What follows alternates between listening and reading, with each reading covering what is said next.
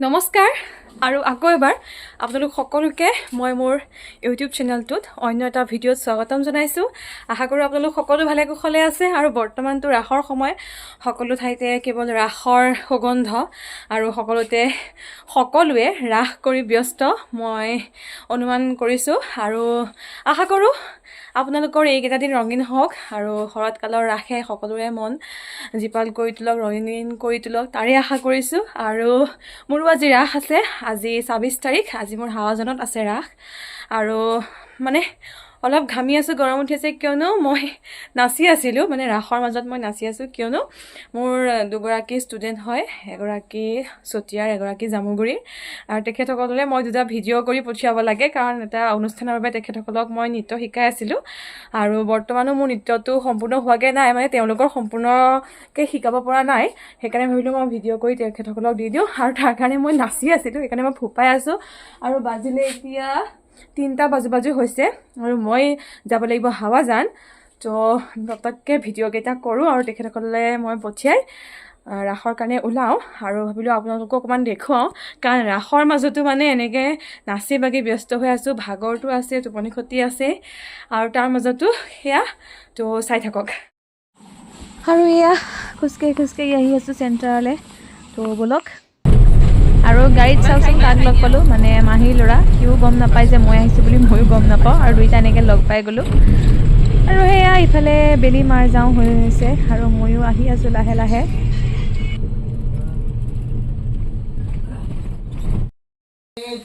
আৰু এয়া হাৱাজানত আহি মই ৰেডি হৈ গ'লোঁ ৰাসলৈ বুলি, ব'লক এতিয়া মোৰ লগত।